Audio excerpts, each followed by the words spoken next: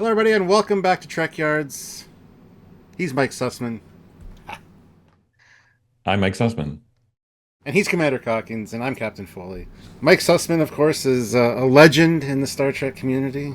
I worked on Enterprise. I worked on Voyager for a couple of years. So yeah, that's what I did. Some fan favorites. Check out his name on the list of episodes because you'll be like, oh, I love that, love that, love that, love that. And if you don't, go back and watch it. They're great.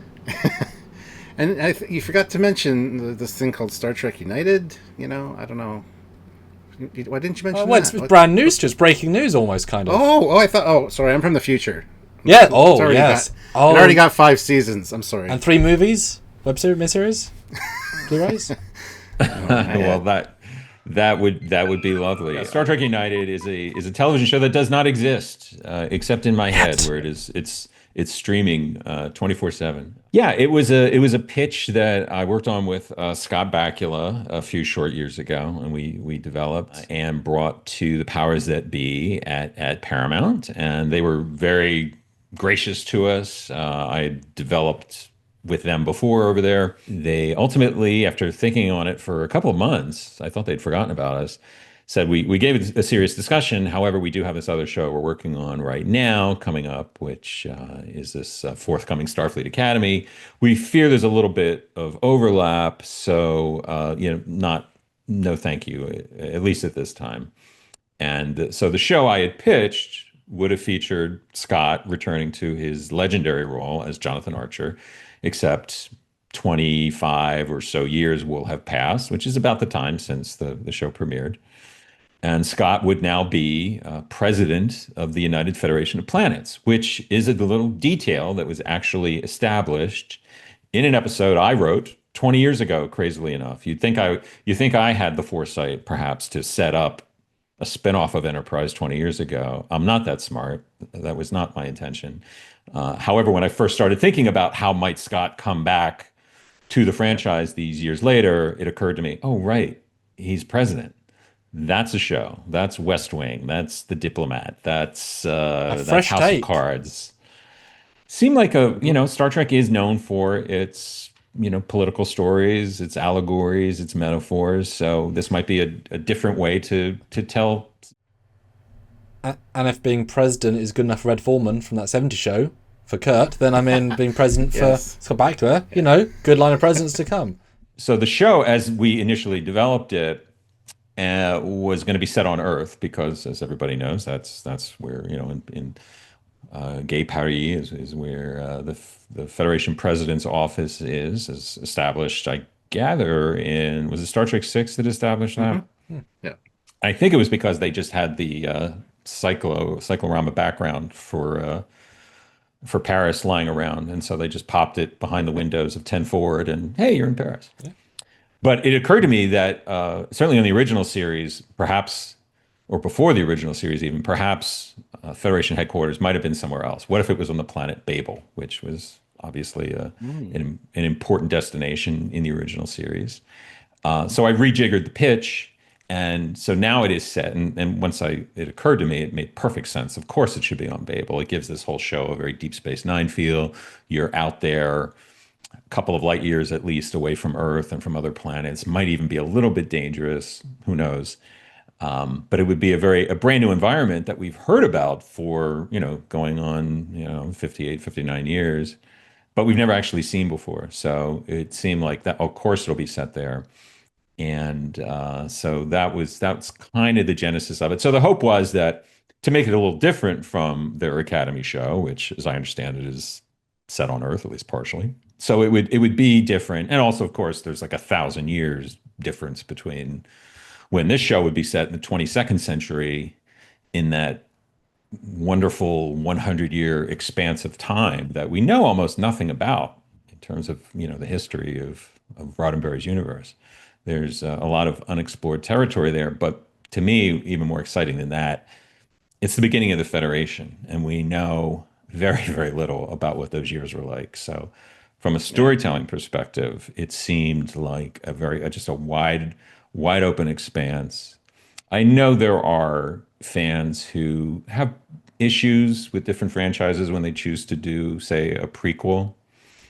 I don't look at this show as a prequel. or this idea, this pitch for a show, in that it's a spin-off that happens after Enterprise. Well, it's a sequel as well now. You've It's a upgraded. sequel to your Enterprise. Yeah. It's a prequel to 9 shows, a sequel to 1. It's fine. Sure. I think of it more as a spin-off because it's not like I'm getting the whole crew back together and we're going to get on the NX-01A and, go off on new adventures.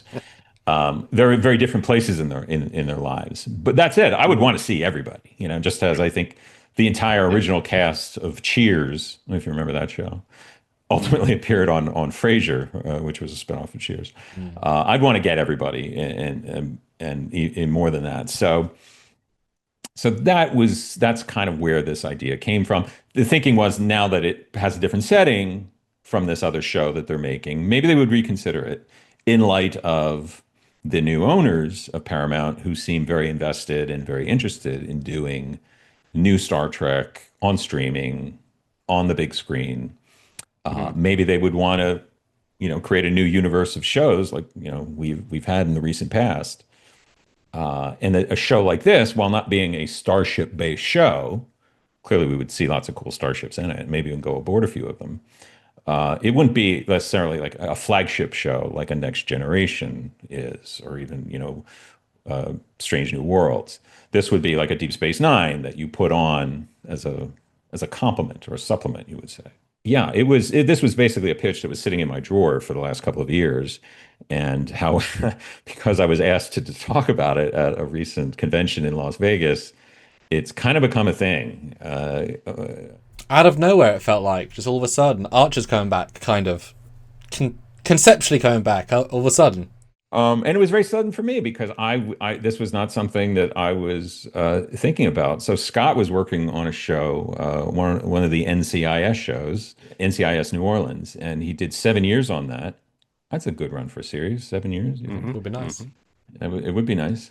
So he finished up 7 years on that, and I had another idea, not science fiction. It was an idea for a TV show that we're still actively discussing and talking about, and we'll see what happens. But I wanted to talk to Scott about it because I thought he'd be perfect for it. And so I wanted to write Scott an email, who I hadn't talked to Scott in years. It'd been a while since I'd even seen him.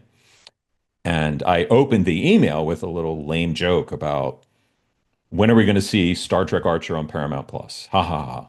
Terrible, terrible way to open an email. And before I could hit send on that email, I thought, wait a minute, Star Trek Archer. What would that be? And I was like, oh, right, he's president. So I rewrote my email and said, actually, I have an idea for a Star Trek show if you want to talk about it.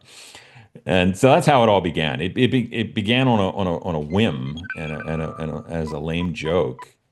And we'll see what ultimately happens, if anything. Right now, it is a busted pitch. It is a version delightful 1. little. It's a version 1.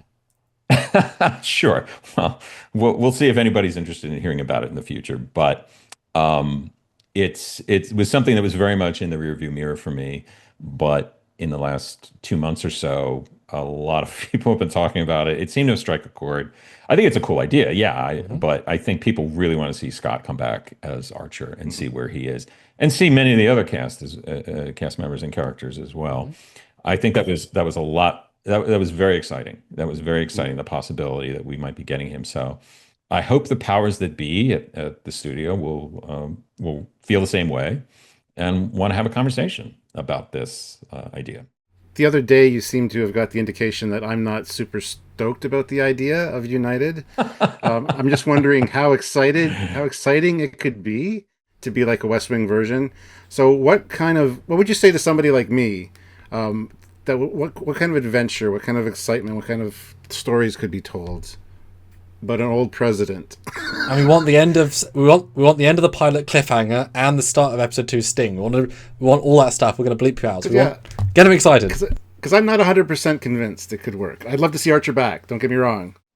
Something that fans of Enterprise were deprived of was the Romulan War. We never got to see that. We'd been sort of leading up to it, and we never got to show it, and we skipped right over it. I think between episodes 21 and 22 of season 4, the Romulan War would have taken place, and there wasn't even a mention of it in the series finale. So this show would actually open with a flashback, a very expensive flashback, set during the Romulan War, where we would see the Enterprise and certain members of their crew on a mission. We'd see Romulan ships.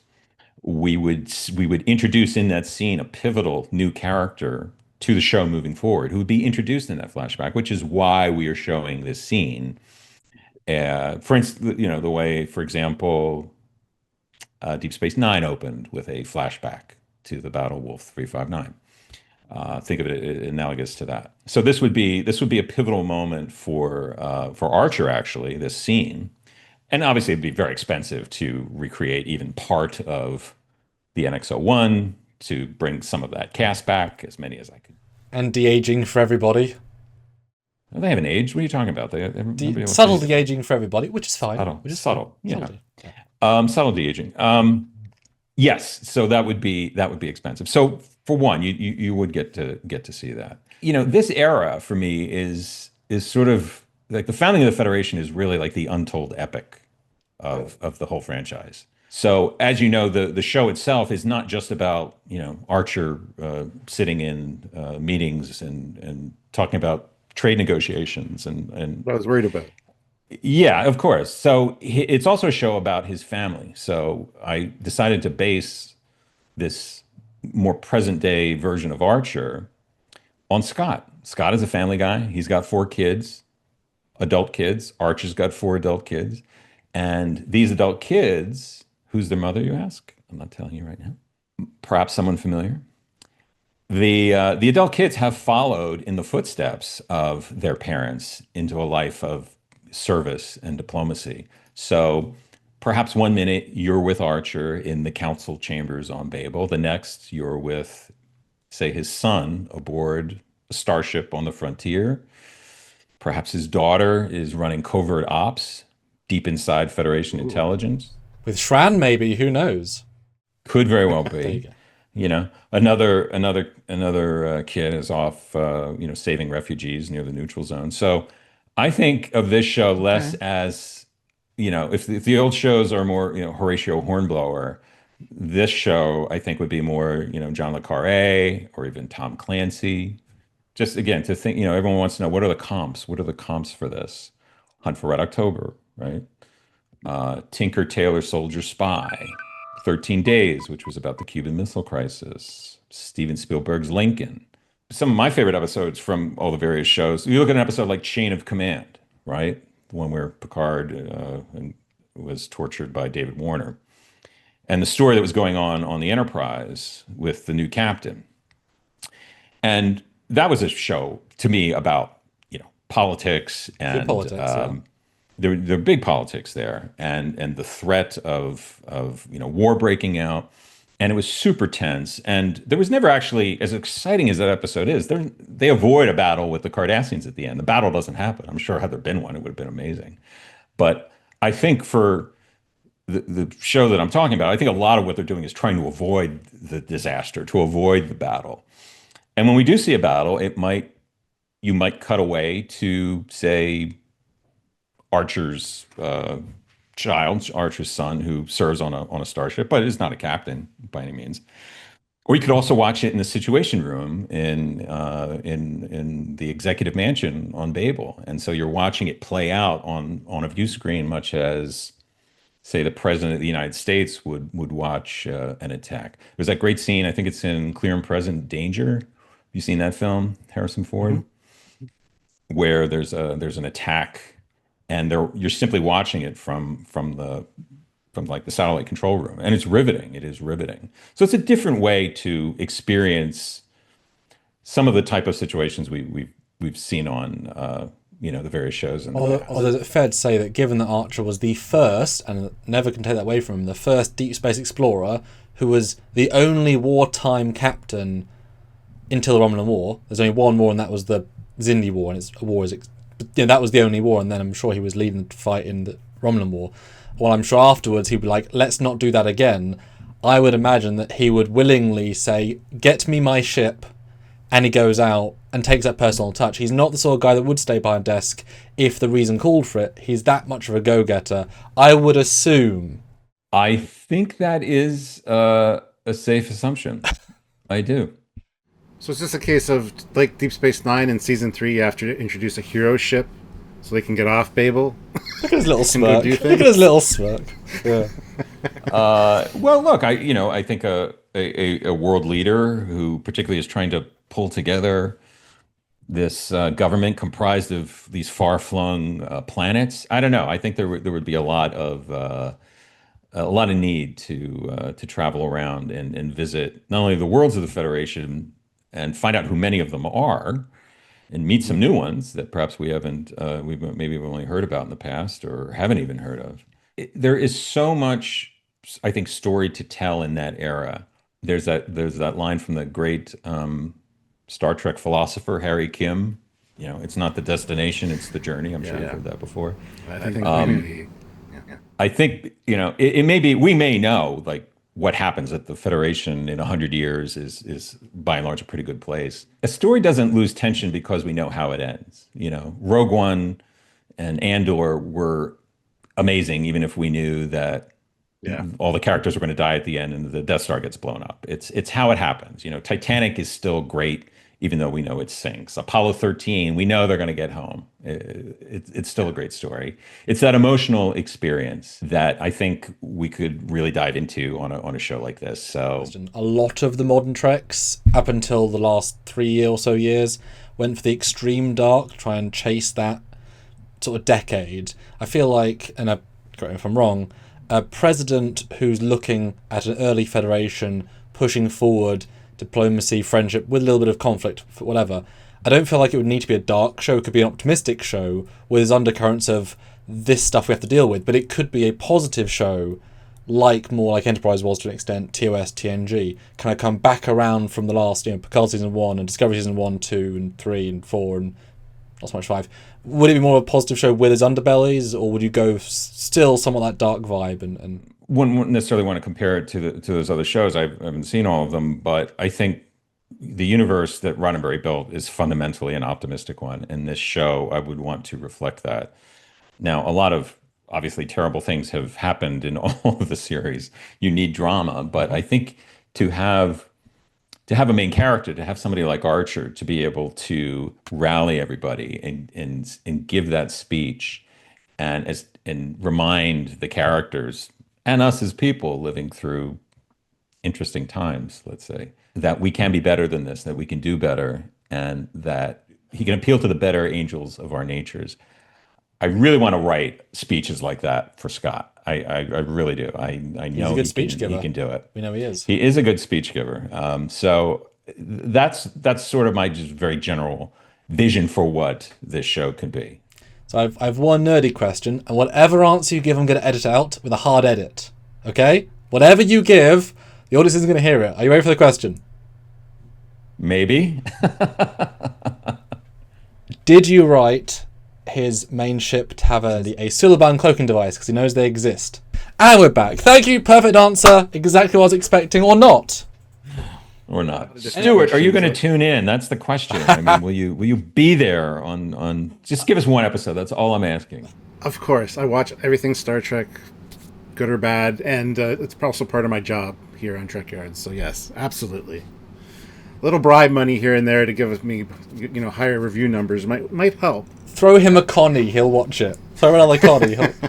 No, from my perspective, I'm a writer of a lot of fan films and a lot of character-based stuff and some political stuff, and I find that very interesting when you just use the world as is and you look at where we know it goes. You can create tension by the reverse of what we know will happen, and as the writer, this season 1 arc will pay off in season 3, let's say, and you get to really play into that, like how in Enterprise the Vulcans are not nice people and they become friends by the end. They could have done more of that, of course, but they knew that was an arc. So a political drama, the president with Klingons and all these other races, and Daniel's Cold War, he has so many strings to the bow. You could be as silly as bringing him into a TNG episode to re-explore, some cheat codes once or twice. There's so many things you could do with that a president is such a unique thing, and obviously Scott is such a great actor. But it's not the same character, but it's the same character. So it's a really good idea from my perspective. Well, thanks. I think he would do great in it. So we'll see what happens. The franchise is in a period of transition right now. Some shows seem to be ending their run. Hopefully, more will be starting up. Could this be one of them? Well, we had Star Trek Picard and Star Trek Janeway called Prodigy. So I mean, Yeah. there's an obvious thing, you know. That's true. And it's got That's that true. twist. That's what it was the born out of. political- Yeah, the political presidential thing. I like that. So Yeah. you've convinced me, I think. You've convinced me. Well, that's Well, thank you, Mike, for joining us and giving us this little tease of United. Hopefully somebody in the upper echelon hears this and hears your pitch and wants to do it. I can say we do have other videos coming out with Mike, maybe about possible ships for this series. Yes, if it's come out already, go check it out. If it hasn't come out yet, because we're the ship guys and we want to talk about ships. So thank you very much, Mike, for joining us for this. We appreciate you. Oh, look, there's a Voyager. It's one of the Johnny Lightnings. oh wow, then the cells just flipped up on me. That's pretty cool. We never saw them do that on the show, did we? No. Oh, don't do that. Clearly they Mega could. warp. Until then, he's Captain Foley. He's got another one to film. Yes, I'm Captain Foley. He's Commander Cockings. And I'm Mike. the awesome Mike Sussman. Bye, Thank you, guys.